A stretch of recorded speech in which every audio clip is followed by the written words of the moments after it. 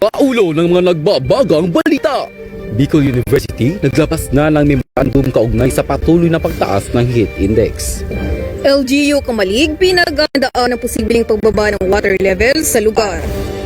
Mga manggagawa sa Legazpi City, kanya-kanyang diskarte upang maiwasan ang masamang dulot ng matinding init. Mga may kapansanan, mas nabigyan ng pagkakataong kumita dahil sa mga libreng training. Urban farming na nagtulay ng bawat lady farmer sa pagsuport ng kagutuman ng bawat bata. Isang proyekto isinasagawa.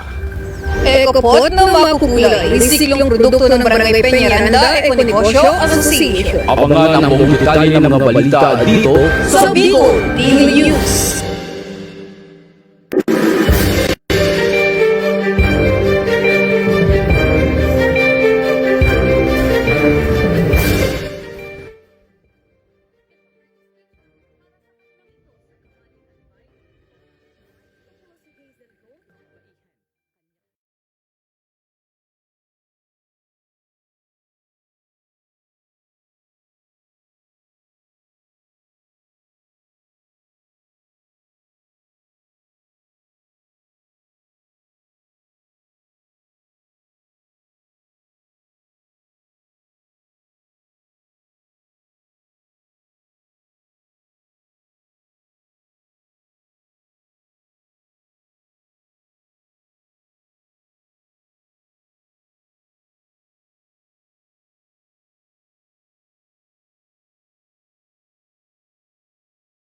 Simulan natin ang balitaan ukol sa paglabas ng memorandum sa Bicol University dahil sa naranasang sobrang init ng panahon.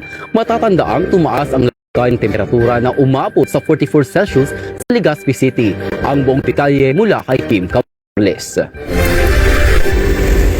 Kanya-kanyang payong, pamaypay, baunan at bimpo ang daladala ng mga estudyante dito sa Pamantasan ng Bicol dahil sa patuloy na pagtaas ng heat index sa probinsya. Kaugnay nito, naglabas ang Office of the President ng nasabing pamantasan ng memorandum na nagpapahintulot sa lahat ng kawani at mag-aral sa pagsusuot ng komportable at angkop na kasuotan. Ang mga estudyante naman ay pinapayuhang laging isuot ang kanilang school identification card o dalhin ang kanilang certificate of registration para sa kanilang pagkakakitaan. Ayon kay Ivan Angelo Durando, second year BS Accountancy student, hindi biro ang makipaglaban sa napakainit na panahon ng may skin asthma, kaya't mainam na gumawa ng hakbang para maalagaan ang kalusugan.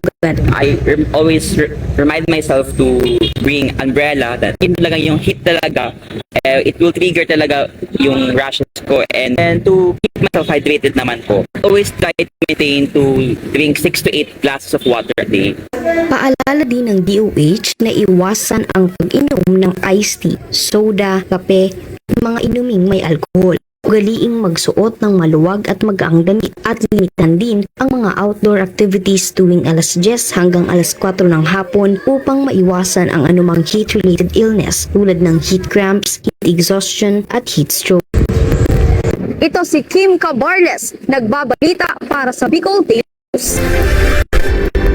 Kaugnay na balita, nagbigay naman ng panayam si Mayor Carlos Irwin Baldo kaugnay sa isinasagawa ng LGU Kamalig na paghanda sa El Nino ng matinding tagit.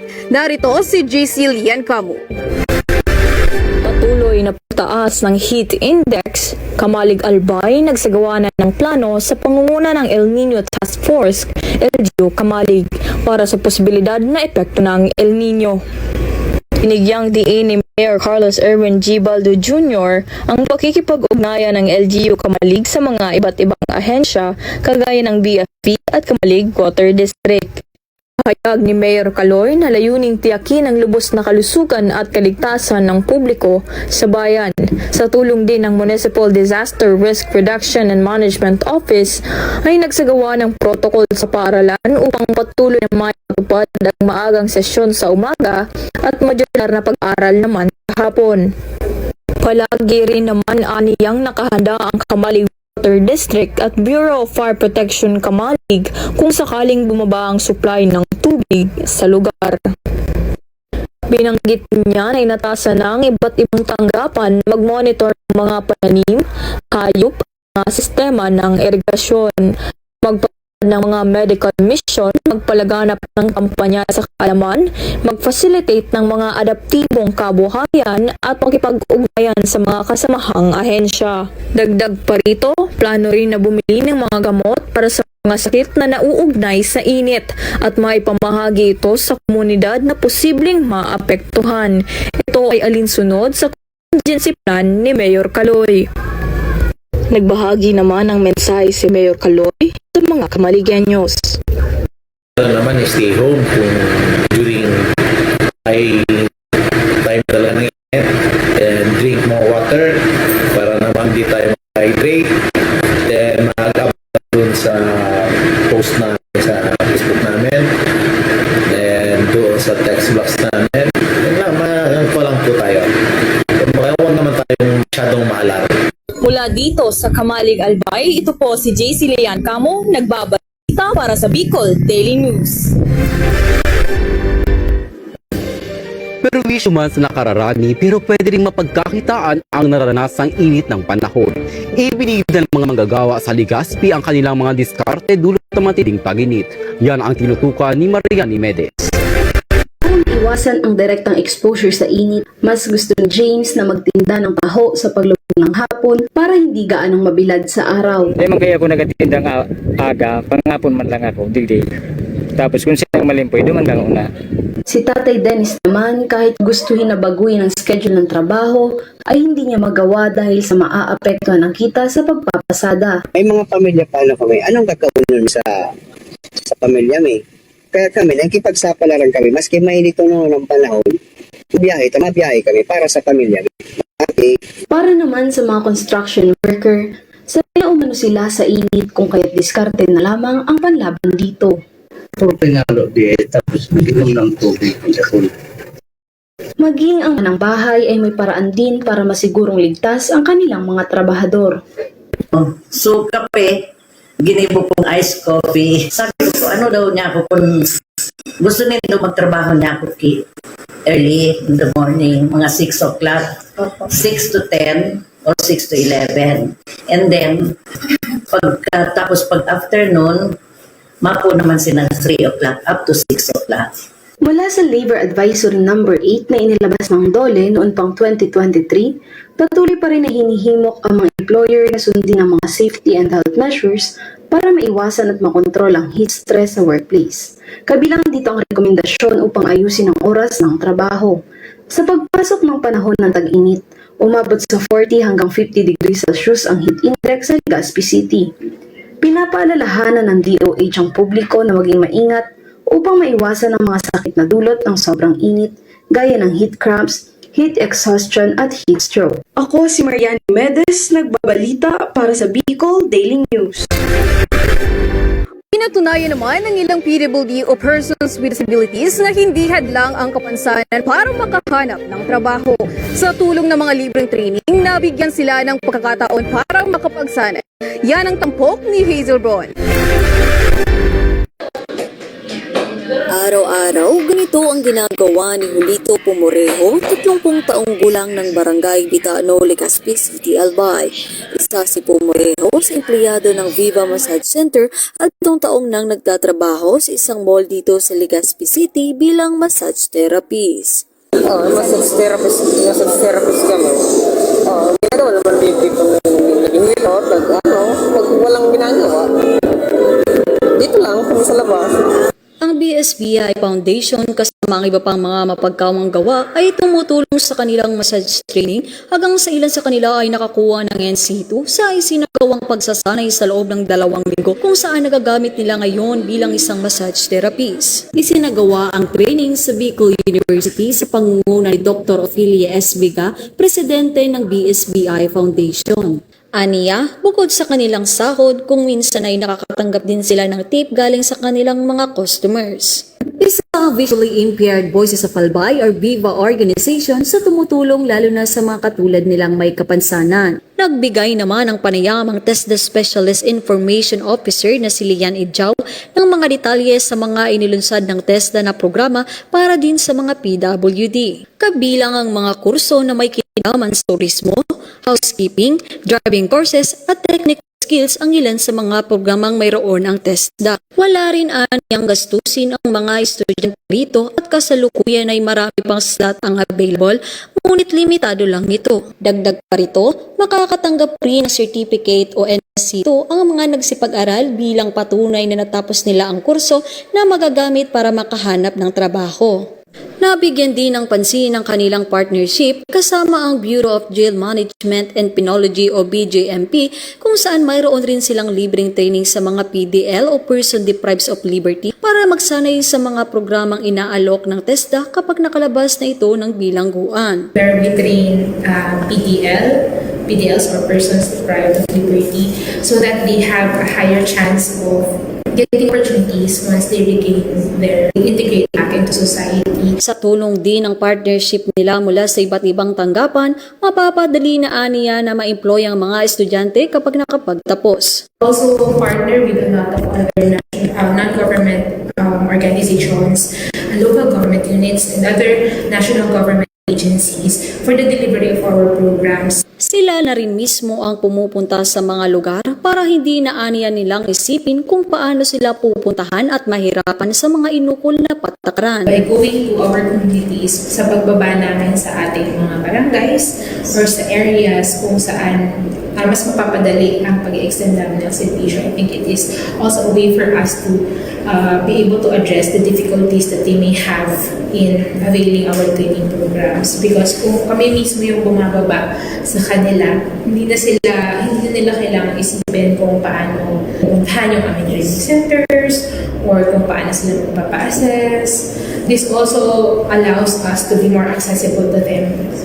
Mula dito sa Legazpi Albay, ito po si Hazel Ron nagbabalita para sa Bicol Daily News. Hindi lamang isang proyektong pang-agrikultura ang sinusulong ng mga kababaihan sa isang barangay sa Santa Magdalena, Sorsogon. Bukod sa malawakang pagtatanim ng iba't ibang gulay, ay ang layunin sa pagsugpo ng problema sa kumakalam na sikmura ng bawat bata. Upang mabigyan ng mukha ang balita, narito si Lawrence Puro. Ang dating bakanteng lote at damuhan dito sa barangay San Eugenio, Santa Magdalena, Sorsogon, ngayon napapaligiran ng iba't ibang pananim na gulay. Sa pagsulong ng Plans for Bountiful Barangay Movement Project sa pangangalaga ng mga lady farmers na isa sa katuparan ang kanilang mitiin. Nakatuon sa mga bata ang kanilang natatanging adhikain upang masolusyonan ang malnutrisyon sa kanilang komunidad. Ilan sa kanilang mga pananim ay ang pechay, patola, kangkong at iba pang gulay. Si Aling Tessie, isa sa 8 lady farmers na alas 6 pa lang ng umaga, abala na sa pagdidilig ng kanyang mga pananim na pechay. Makakabawas ka sa gastusin mo sa araw-araw dahil may libre ka ng gulay, kaya dapat diretso lang ang pag-garden para diretso rin ang pag-aning ka mo. Sa malawakang pagtatanim ng gulay, nakikita ang dedikasyon ng mga kababaihan. Kanya-kanya silang tanim, pitas, maging ang diskarte sa pagpapabili. At umabot lang naman sa 7 hanggang 10,000 pesos ang kanilang nalikom sa unang isang linggo ng kanilang pagpapabenta. Nasa 9,000 plus. Sa intiro na bagahan na sa ginadi kayo man natin nasa biliro. Nakaano ako susin 180 kilos. Nasa 10. May pa kami. Tapos may mga lipi pa. Bukas palad naman ang suporta ng Barangay Council tungo sa positibong progreso ng kanilang proyekto. May halimbawa, may bibili, tutulungan, tatanungin ko yung kabarangay ko sa Purok 4, bibili po ba kayo ng pichay? Parang nag-alok po kami tapos doon sasabihin niyo doon sa lady farmer. Isa itong daan upang makatulong sa paglago ng agrikultura at ang hangaring matugunan ang problema sa malnutrisyon ng bawat bata. Bukod pa sa kanila, mayroon pang isang grupo ang naglalayo na mabuti ang kinabukasan ng mga bata. Ang lady farmers ng Sitio Matakla. Halos 3 beses sa isang araw rin ang kanilang pagbisita upang maagaan ang kanilang mga pananim. Pagkahapon, makadi naman kami. Kaya saribo ulit. Si Nanay Lena, edad na 68, mas pinipiling ibuhos ang kanyang oras sa pag-aalaga ng kanyang mga pananim bilang bahagi na rin ng kanyang ehersisyo. Higa-higa ka lang sa inyo, walang magawa. Mas gusto ko gano'n na didilig, na gagabis, parang exercise sa mga senior. Sa 2 buwan simula noong Marso, 2 beses na sila nakapagsagawa ng feeding program. Handog nila ang sinigang na baboy at pansit na may espesyal na sangkap na gulay. Gulay upang maturuang kumain ng gulay ang mga bata. Madalas mga sinusubok ng panahon ng matinding tag-init at tagtuyot, patuloy pa rin sila sa kanilang layunin. Namamatay, naarano tulos. Sa pagpapatuloy ng ganitong proyekto ay ang pag-aasam sa positibong epekto sa timbang at kalusugan ng mga bata. Encourage namin yung mga babae na hindi lang lalaki ang dapat nagtatanim gano'n. Yung babae matitibay din, kami nga tingnan yung kulay namin, nagtitibay na talaga. Syaga at pagsisikap ang kanilang puhunan. Mula sa Bicol Daily News, ito si Lawrence Puro. At para sa huling balita, pinamalas naman ang mga produkto ng Barangay Peñaranda Eco-Negosyo Association ang proyekto na tumutulong sa pagsugpo ng problema sa plastic. Matatanda ang isa ang Peñaranda sa 3 barangay na napiling mabigyan ng pondo. Yan ang hatid ng balita ni Zerl Anderson. May pera sa basura. Inilevel up ng Barangay 33 Peñaranda Eco-Negosyo Association ang pagsugpo sa problema sa plastic sa pamamagitan ng proyektong EcoPod Social Enterprise Facility. Tatabang po ini sa muya, dito sa muyang komunidad. Taraman ni po sila na magtipon kilo yung mga plastic. Pigbabakal ni po yan sa inda. Tapos, kami po man makabawas po sa pagparatapos po magamit basura. Nagsimula ang grupo noong October 15, 2021 at ito ay kinabibilangan ng mga kababaihan sa Barangay 33 Peñaranda. Naging posible ang proyekto sa tulong ng Japan government, katuwang ang Healthy Oceans Clean Cities Initiative, UN Habitat at Office of the City Environment and Natural Resources, LGU Legazpi City. Mula sa mga ibinibentang type 2, 4 at 5 na plastic na nagkakahalaga ng 10 piso kada kilo, dumaraan ito sa iba't ibang proseso, kabilang na dito ang paghugas ng mga tipong plastic, paggiling, pagwalma at pagpapatigas bago ito tuluyang maging paso. Sa halagang 120 at 150 pesos, mayroon ka ng matibay at makulay na paso. Magagamit mo na sa pagtatanim, nakatulong ka pa sa kapaligiran.